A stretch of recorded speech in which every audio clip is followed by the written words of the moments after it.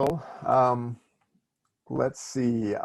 This Maku has something for us from Ipso, it looks like. So I'll turn a second over to him and then see if there's any other announcements after that. But Maku? All right, so just two reminders today for Ipso. One right after seminar today, we'll have our Hangout as usual, but our Hangout is going to be hosted by Jessie. She's going to be going over how to update and submit your program of study. So if you would like information about how to do that, be sure to stick around. Excuse me. And then also tomorrow evening will be our virtual Zoom IP&T talent show. And that's for both IP&T students and faculty. That'll be at 6 p.m. over Zoom. We've sent out the link a couple times now, and we will send out the link one more time either today or tomorrow morning. So be on the lookout for that and plan to join us for that. We hope to see you there. Thank you, Maku. I've got a question in the chat that some of you may also have this question, so let me just answer it here verbally for everybody. So last week, even though it was more of a discussion, wasn't the planned speaker, please still complete the assignments in Canvas related to the session. Just talk about maybe what you got out of the discussion or other things, that may have been sparked in your interest based on the discussion we had, or, kind of the comments that Rick made about the paper, even though it wasn't our planned speaker. And so just get that in. If there was some confusion about that, we'll let you have, let's say, another couple of days. So Amy, let's just be a little looser when grading last week's, just in terms of the timing on that. Jason? Yes. Are you referring to something besides the seminar participation? Just the seminar participation questions. Okay, okay. Yeah, yep, the seminar participation questions. Okay, so I think we are ready to turn the time over to our speaker. So our speaker today is Kim Goetz from Canyon Grove Academy. She's the executive director at Canyon Grove Academy in Pleasant Grove. And I think she'll tell us a little bit more about what it means to be an executive director at an academy, as well as what that is. So Kim, we are grateful to have you. Let's please welcome Kim to our seminar today. And we will turn now the time over to you. Okay, thank you. So let's see, I just shared the screen. I'm sure you can all see that. I'm just throwing it into present mode. Okay, so please interrupt me at any time. Once I've got this up, I can't see the chat box unless somebody can tell me a way to see the chat box at the same time. I don't know of one, but I can't see the chat box once I've got this up. But I love participation. I don't want to be sitting here by myself talking. So I'm going to start with the question. Kim, if you would like to turn on the chat in your Zoom tools, there will be the little more button, 3 dots. In my Zoom tools, there is a more button. Well, I don't know how to do it once I'm on this big screen though. Oh, so hang on, I see more chat. Yeah, so you can open that up if you'd like to see it, and I can help monitor it for you as well. You might need to, because even when I open it, I'm still not seeing it. We'll take care of it on our end then. Okay, take care of it on your end and just let me know, but please participate. So question, I just want to start with a question and just get all your answers and responses from that. I want to know where you're at. I want to know, and this is a pretty hot topic, education is always very political, but what changes would you like to see in elementary education?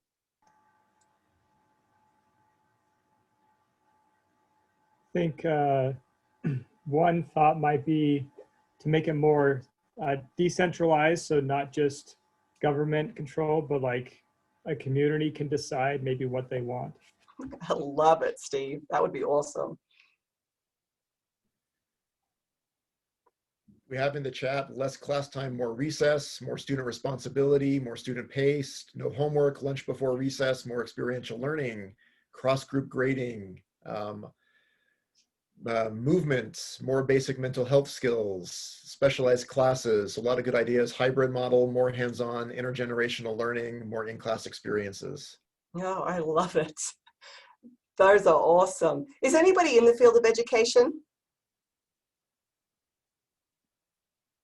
No?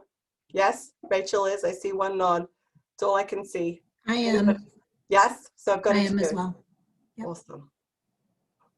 Was that you, Hillary, that said that? Yes. Okay. Sorry. Okay. I'm here. There you go. I am as well. Okay, so we've got a few. And are you teachers, administrators, I elementary, have, high school? I taught for 15 years. I'm currently an assessment director and registrar. I'm in a 7 through 12 charter. I taught elementary for 15 years. Which 7 through 12 charter are you with? I'm at Merritt Academy Oh, in good. Springville. Yep, I know Merritt Academy well. Nice. I work for Alpine School District as an innovative learning coach, and I serve high schools, 2 high schools.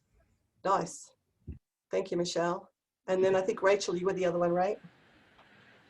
Yeah, I do pre-service teacher. I work with pre-service teacher. Oh, nice. Okay. So we got a little bit of variety. I wanted to share I'm a dance teaching artist in an elementary school and do professional development for elementary school teachers in the arts. Great. Oh, I love it. So we got a little bit of variety. Okay. Those were all great comments. Any additional comments? Any other changes you would love to see in specifically elementary education? I'd always love to see increased funding for teachers. Yes, another good one. Okay, those are all great comments. I love it. And if you have more as we go along, please continue to participate. Okay, so one of the first things I wanted to tell you is I agree with everything you said. All those changes were phenomenal. So I just want to give you a little bit of background on education and how it works and what are the actual barriers to changing all those things you talk about. The biggest first barrier is education is immense. It is huge. It's a massive, big, politically funded system that's, it is hard to make any. I always look at it like a big, huge ship and think if you've got this big ship and you're trying to turn the corners, there are people in that ship who want to make the changes, but it's just really, really hard to do that. So some of the barriers are the amount of things that the school must provide. So those who are in education are familiar with the system of tier 1, tier 2, tier 3. Basically what that means is tier 1 is the core instruction that we provide across the board for every single student. And then you have tier 2, which is the instruction you provide for the ones who didn't quite get the tier 1 instruction. And then tier 3 is the next group of kids. So it's tier 1 is everybody, tier 2 is some, and tier 3 is there's the few at the top. So you have to provide the different kinds of instruction. So that's the first one. The second one is the immensity of the standards. And so I just kind of wanted to show you these are the standards. So these are everything we need to teach. I'm just showing you kindergarten. You can imagine kindergarten is probably on the lower end of quantity, right? But there's 40 pages here of information that we need to make sure that we are teaching our kindergarten students.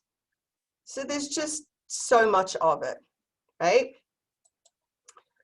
And that's great. And we can get through all those standards with our kids, but there is so much. So when we're talking about extra recess, there's no time for extra recess, right? So that's part of the problems that we have. Another barrier, you might perceive it as a barrier, but it's definitely part of what we need to do, is Every Student Succeeds Act. It's a wonderful act. We have to provide education for different kinds of cultures, for different kinds of learning styles, for different abilities, hence the tier 1, tier 2, and tier 3, for different students with different economic statuses. And then you have to overcome teacher biases or our own individual bias, right? So we all have those as well. Am I making sense so far? Any questions or any thoughts? I have a question. Yes. Are the tiers that you speak of Utah-based or nationally based? Multi-tier system of support is, I only know of it in Utah because I don't know nationally with that one, but the multi-tier system of support is a way to instruct. And so it's talking about when we instruct students, we instruct all of the students first, and then you've got some students who don't get it the way you instructed all of the students. I'm really simplifying this, right? So then you teach those students, and so you reteach them a different way, and that's called the tier 2 instruction, so it's reteaching. And the tier 3 instruction is reteaching again for students who still didn't get it when you retaught it the first time. Yeah. It's a great system, don't get me wrong. All of these are great systems. Somebody mentioned funding. Yes, Funding and quality teachers, I would say, go together. You're probably aware that Utah is one of the lowest funded per students nationwide. We receive the least funding, or one of the least funding. It's usually us in Utah, and us in Idaho are the lowest. So funding is a problem, which leads to quality teachers. How can we have quality instructors when we don't pay them sufficiently? And the other thing that's a barrier to change, I think, is really fear. You know, we know what we know. We know what education looked like when we were in school. We sat in a classroom, we sat in rows, the teacher delivered the instruction. I think anytime you try and make those shifts, there is so much fear involved with that. Would you agree with that? Yeah. I think we can see fear everywhere in all the changes that we make, all the changes that we try to make. All right. Okay, so Utah has a portrait of a graduate. And so basically what they're saying is what we want to see in Utah, and this has been created at the Utah State Board of Education, what we want to see in Utah is we want to see all of these abilities in our children. So when our children graduate, this is what we want to see. We want to see them having academic mastery. We want to see wellness, civic, financial, and economic literacy, digital literacy, communication. It's a long list. There's 13 things on this list. And as you look at this list, what are your thoughts? It doesn't seem like as much knowledge as it is kind of like skills. Is that right? Yeah, academics is just one of them. Is this a portrait of a graduate of high school? Yes. Okay. Yeah. They all look like good things. Yes, they do. I think it's asking so much of teachers. Like, it's just, we're asking them to do a lot with not providing them with enough means to be able to accomplish all that we're asking. So true, Lane. I feel like it's less about what they're teaching, and it can be accomplished more by how they teach it. Yes, I agree. Tell me more about that, Michelle.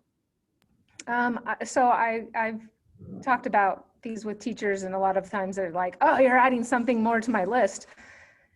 Not necessarily. As you shift the way you teach, you can bring these skills and dispositions into your class for students without adding time, but just, you know, you can teach the same, you can do the same assignments collaboratively as you do independently. Now we're talking about collaboration, and as a teacher, you have an opportunity to coach your students into what it means to be an effective collaborator and prepare them for that type of environment in a future workplace. I'm just kind of grabbing, you know, little pieces of this.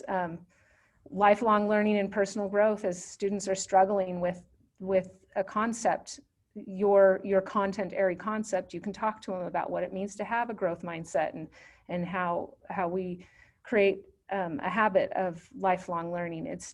I feel like I said, it's less adding more content and more shifting the way you teach the content. Totally agree. And I would actually call that rigor. And so it's the depth of instruction. It's how you're instructing those kids. So yeah, I totally agree. The academic mastery is just one of the components, but it can be taught with all these other components as part of it. I'm curious how or if the other components in addition to academic mastery are evaluated, because lots of these things are hard to measure. That's a great question, Amy, and I think that's the big question right now. And really, schools, we are not measured with any of these other things. We are only measured on academic mastery, which is part of the problem in trying to make the changes that we really want to make, because you know, schools want to make these changes. We want to do these things, but in order to get there, there's so many things that we have to accomplish. It's challenging. And when we only get measured on academic mastery, the other ones tend to go to the wayside because we want to focus on academic mastery. And so how do we pull all this together and provide all these other things for children when we are only really at the end of the day still measured on academic mastery? It's a great question. It's a big question. And the funding, it seems, really comes from just the measurements of the academic mastery rather than all of these other elements. It sure does. It sure does. And if you don't have the academic mastery, then your school's in trouble. And it's interesting in Utah because I have heard, I've never been to other states as an educator, but I have heard in other states, they really are more concerned about academic mastery. And I have heard that in Utah, we are concerned about academic mastery, but so many parents focus on these other pieces as well. But we're still judged just on academic mastery. Sorry, I cut you off. Just a quick comment. The second, third, and fourth are measured based on course requirements. True. So your wellness is your health and your physical fitness classes. Your civic is your political science course that's required, your civics class, financial literacy, digital literacy, that's your CTE courses. So when we say portrait of a graduate, those specific courses are required for students, and that's how they assess whether or not students are. And then the other things are kind of incorporated within within teachers' classrooms and within school culture as a whole. Yeah, for sure. For sure, I absolutely agree. Yeah. It's an interesting dilemma though, don't you think? You know, can I make a comment? Sorry. Absolutely. Well, when we say that this is for a high school graduate, and so someone made the comment of like, oh, you're putting more on my plate. Well, hopefully, this is a process that, through a freshman and a sophomore year, we can see progress. And then through junior year and senior year, they're starting to become more well-rounded. But hopefully teachers don't see this as they have to be perfect in all of these areas by the end of their school year, even their senior year, right? Or is there, I'm just saying to Amy's question about measurement, how these things are evaluated. Yeah. And I agree with you, Spencer. It is a process, and it's back to, we're actually in elementary education, we're K-8, and I'll show you how our school deals with all these things. There are many schools and many different ways of dealing with it, and we'll get specifically to what we do, but we start these things right from the get-go. Kindergarten students are able to work with these. And it's back to helping educators understand there is a different way to educate, and there is rigor that's involved. And if you dive deeper and get the rigor into your education, you can combine all the academic mastery with all of these pieces. But again, it's a big ship, and it's trying to move those pieces and have enough funding so you can pay teachers to get the quality that you need. And there's just so many pieces with it. And that's what I wanted you to understand.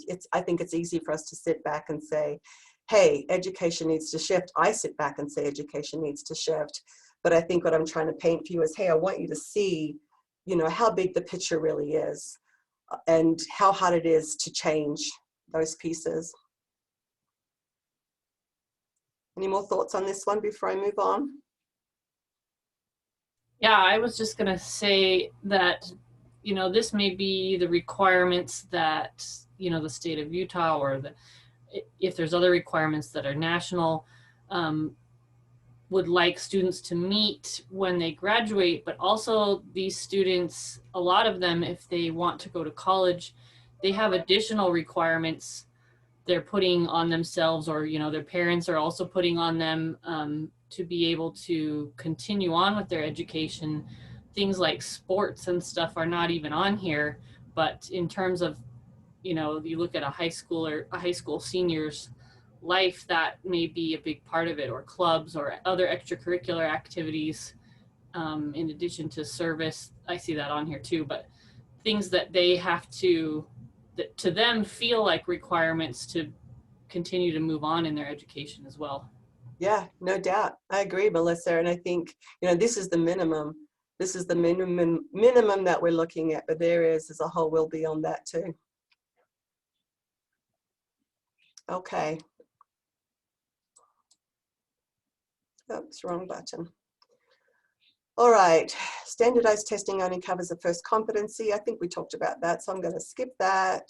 So I'm just going to start moving across a little bit and talking about my school and what we do here. Feel free to take it back to the big picture at any time, interject at any time with questions or thoughts or comments. But this is us. Canyon Grove Academy is an environmentally responsible and multisensory learning center that empowers students to be accountable for their educational journey. That is our mission statement. So the first part is being environmentally responsible.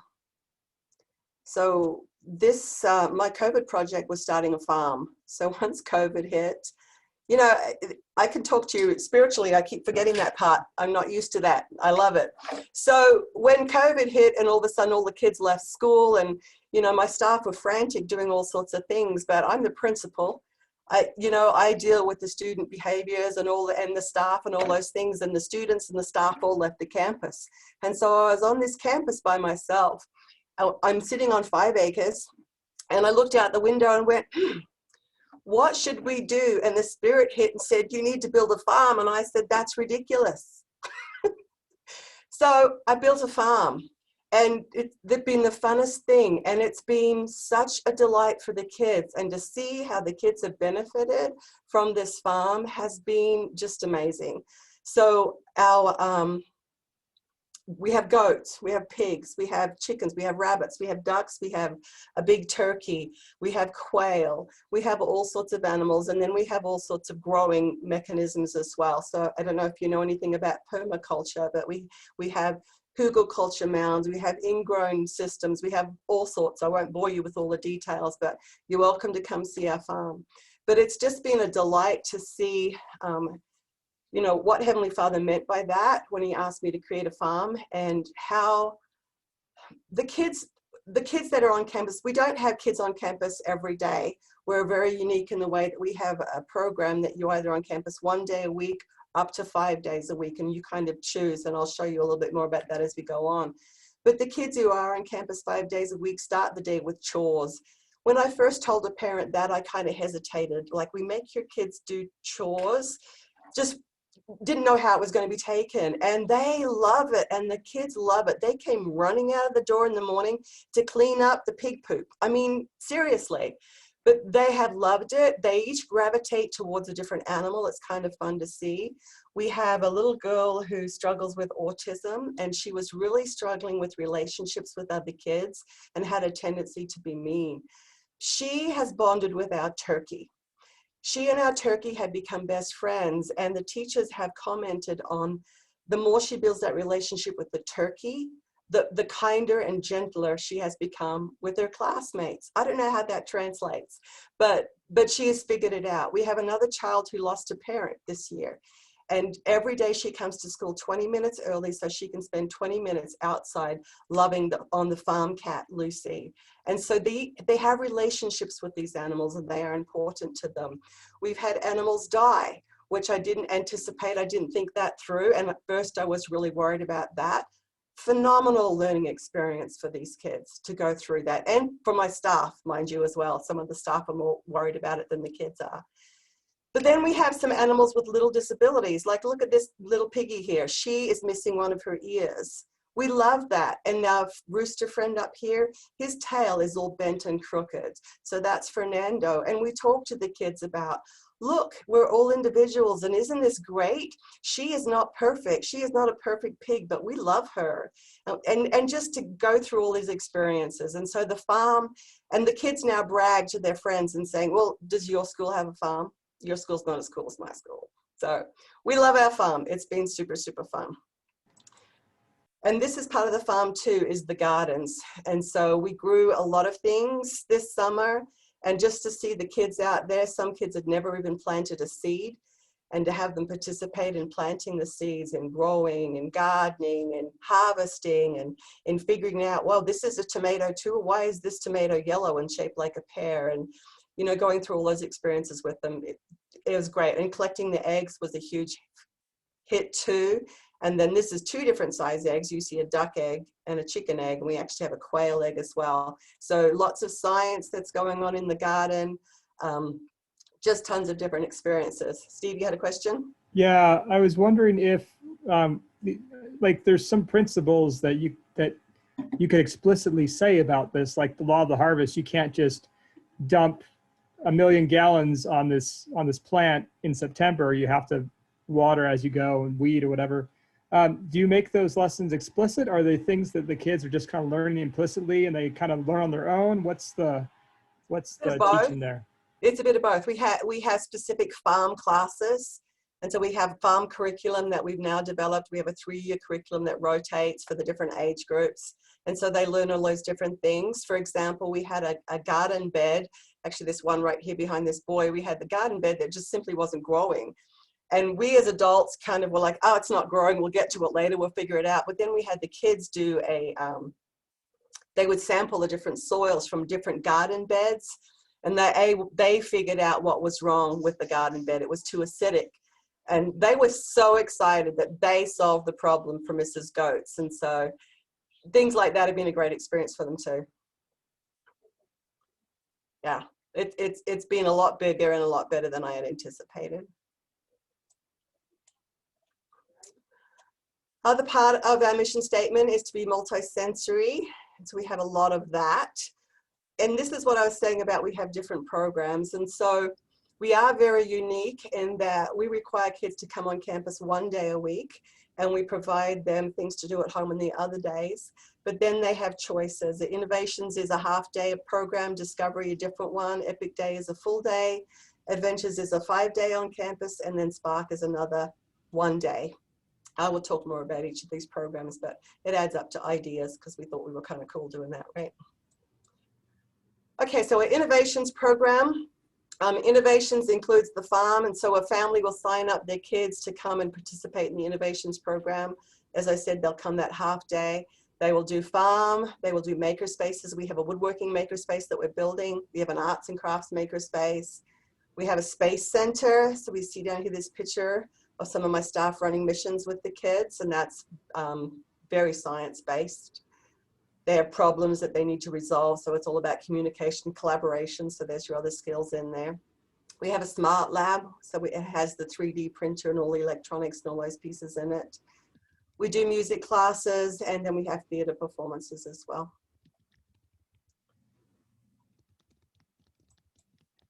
And our Discovery Day program is a little bit different again. The Discovery Day program, I created specifically after one of my daughters spoke to me, and actually she's the one down here in the red, but she spoke to me one day. She struggled academically, whereas my other kids didn't, and she always felt really bad about that. And I was always telling her, sweetheart, you know, you are you, and you don't have an A in math. You have a C in math. It's perfectly okay, but it wasn't okay to her. And I could see over the years her self-esteem really start to be hurt, because she wasn't as good as her sisters in her mind, no matter what I told her.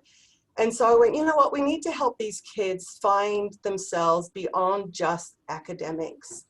And so we thought that if we took them out into the world and helped them experience something else, and even if their talent, their thing that they were really good at was ice skating, and they came back and said, Mrs. Goetz, I can ice skate. We saw those things affect their self-worth.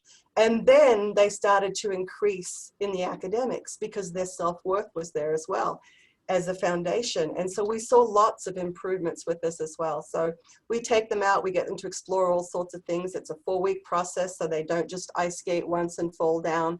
They get to try it for 4 times so that they know, hey, I can be successful, I can do hard things, I can learn, I can grow. So there's the personal development. And it really helps them to find their passion for learning, because again, it's learning those skills outside of just academics so they can really find who they are. Again, you're welcome to interrupt me at any time. Don't feel rude, just interrupt me. Kim? Yes.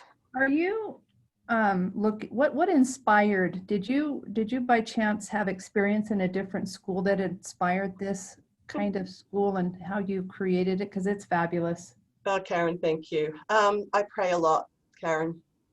And I love that I can say that in this forum. So I'm a homeschool mom. My background is I have absolutely no education whatsoever. I didn't even finish high school. And so I am a homeschool mom. I was homeschooling my own kids. My husband started getting chronically ill. I had to find a way to support myself. I went to school and started teaching a pottery class because I know pottery. Somehow I ended up running an entire school. I developed this program on my knees, just through prayer and saying, Heavenly Father, help me put together a program that we need. And we call it our home-based school-supported program. And that's what we love about it, is it's just, yeah, it's hard. It's really hard to do. We get a lot of pushback from the state because of what we do, because it is so unique and so different. But we feel like it is really needed, and we love it, and we get all sorts of great results with our kids. Thank you. Yeah, you're welcome. So our Epic Day is the full day. Everybody comes in for the Epic Day. It's history-based. We have a 4-year rotation. History we use as the thread that kind of ties it all together, so that when the kids do an art project, a literature project, engineering or science, it's based around that time period. Right now we're doing American history. So American history, yeah. We also have a leadership program that we teach the kids. I'll talk a little bit more about that. We do group mentoring. This one we do at tutoring. It's very, very hands-on, interactive. We want the kids leaving just having a phenomenal day and really getting engaged with their friends. It's very much about those relationships, and so it's a very big social part of their learning.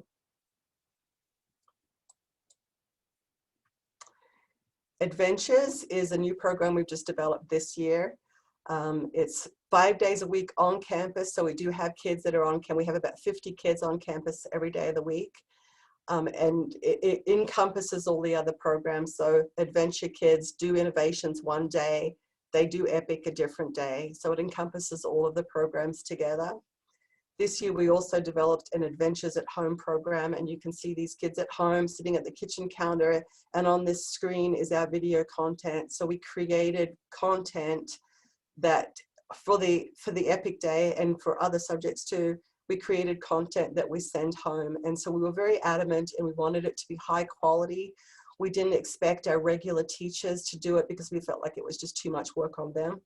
So we've designed the curriculum for years. We took that curriculum, we put actors in front of a camera, we filmed them. So it's very, it's beautiful stuff. And so that goes home to our families, and they have loved that. And we send them home with not just the content, the video content, but everything that goes with it. And like we've said, we are hands-on, interactive with all those pieces. And so you can see this bag he's got here and these things that they're working with.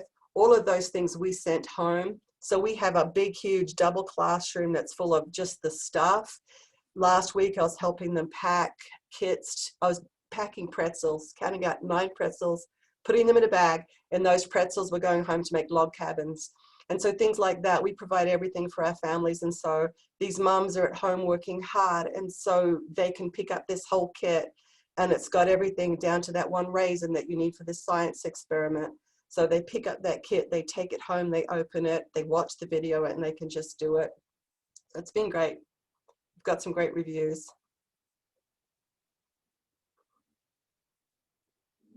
Steve, you look like you wanted to say something.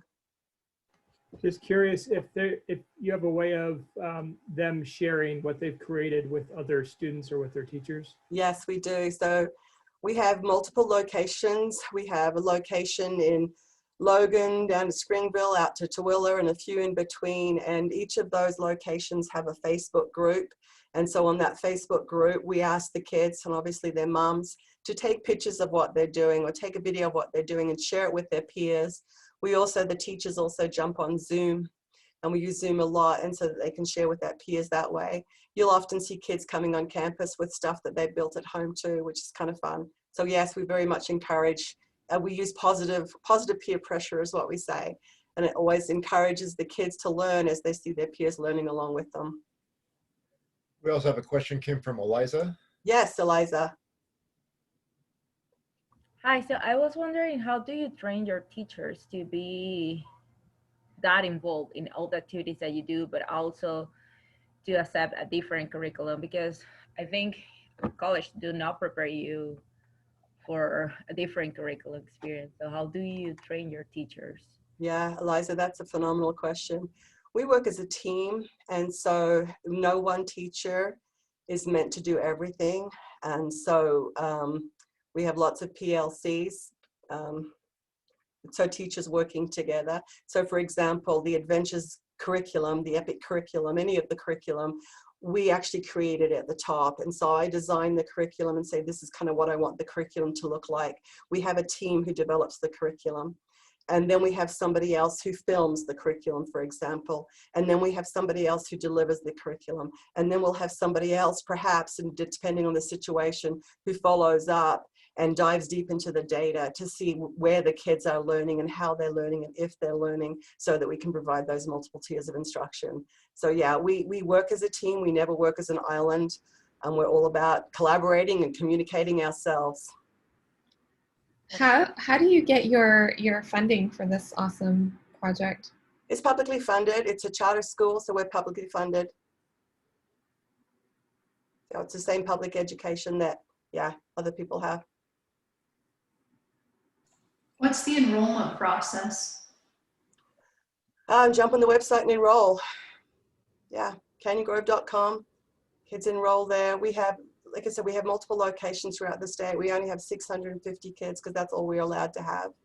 But yeah, it's been fun. I just send out a student survey, and I've been having fun listening to my students' responses from the survey. Kim, is your enrollment capped? Do you do the lotteries? Yes, our enrollment is capped. We are about to start new student enrollment February 1st. So I think that's next week, isn't it? And then do you typically have a wait list each year? I always have a wait list, but the thing with our students is they're very, the population is such that they come and go a lot. And so we're usually able to get most of our families in, but yeah, we have somewhat of a wait list. And what do you think causes that transition, students coming in and out?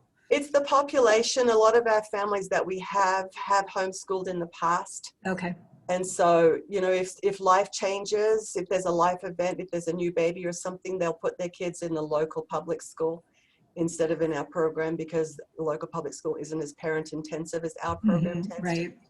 So there's I was going to ask if you have many enrollments with, you know, full-time working families and things like that. It seems like that would be a more difficult circumstance to navigate as a parent.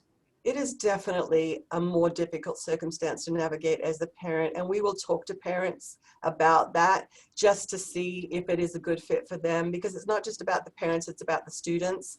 I have a son, for example, he's now an adult with a couple of kids of his own, that I would never, ever have done it with him.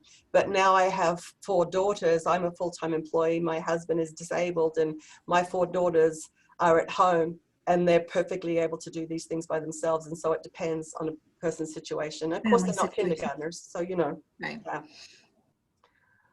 All right, and our last part of that program, Ideas, is our Spark program. And so, as I said, we have a ton of parent participation. Our parents are primary to what we're doing. And so we try to have as many activities throughout the year as we can to connect with our families.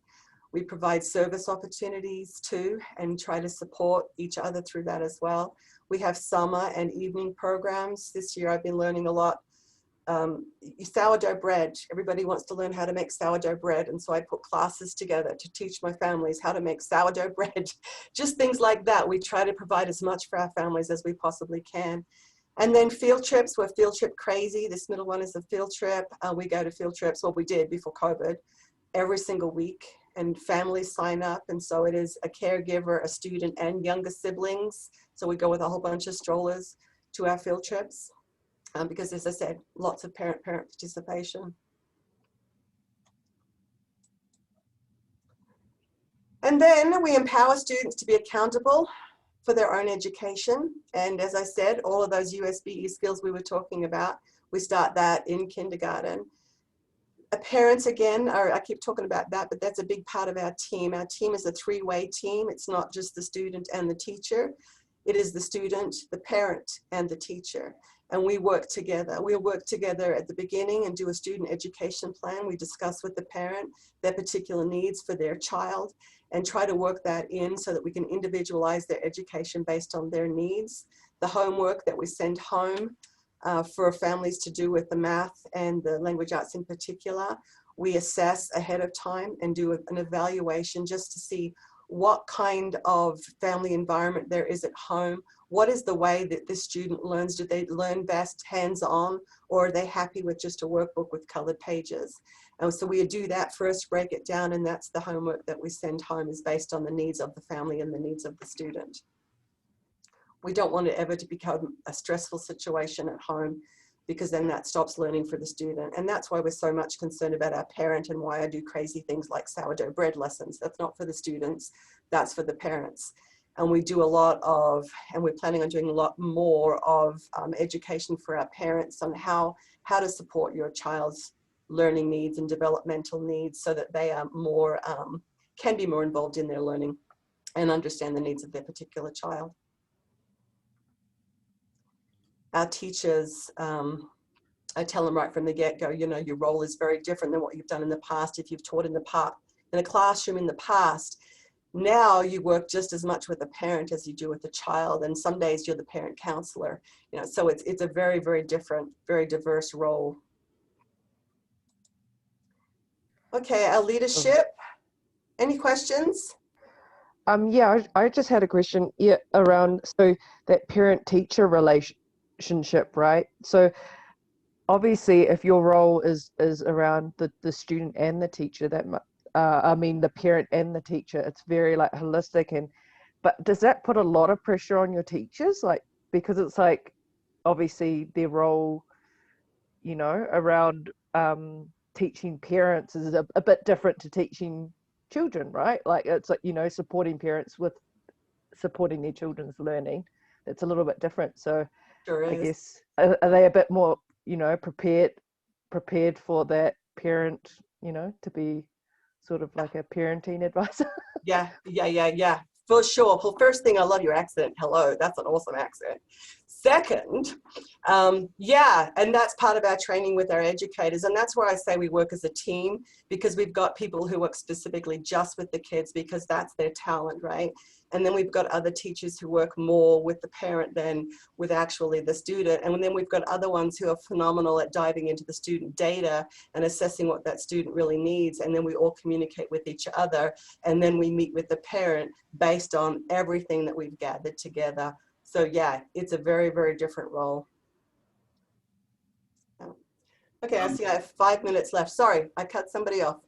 No, I was just going to ask along that line, how's teacher burnout? I mean, it sounds like you guys all work together very well, and that probably helps reduce some of the burden, but I'm just curious over the years what you've seen with how they feel.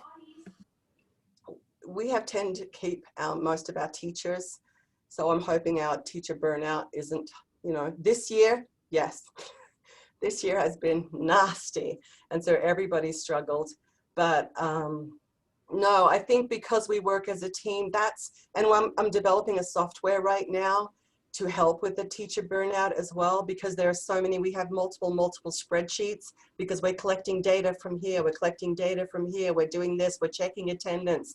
And when the kids aren't coming on campus every day, we've got that on spreadsheets in multiple places. And so what we're trying to do is, well, I've got an RFP out to create a software to help our teachers so that they don't struggle as much, Jake. But I love that question. Yeah. Okay, so I'll just finish up with our leadership program. We created our own leadership program because we just felt like it was incredibly important. We are just to help the kids to explore the skills they need to thrive. So we talk about relationship skills, self-management, responsible decision-making, study skills, self-awareness, and stress relief. And we do that through these things here. And so these are what we call our guideposts. Here's our little goat up here. This goat's name is Respectful. So our 3 goats are mascots. Did you get that? They're 3 goats and my name is what? Mrs. Goats. Awesome, right? So that's pretty fun. So seize the day, own it, words have power, commit, failure leads to success, honesty is the best policy, be open to change, balance, and anything is possible. So we work through these 1 a month. We tie them into absolutely everything we do. We speak the language, whether the kids are out in the garden or in the farm or inside, and tie all the pieces together. Each one has a song.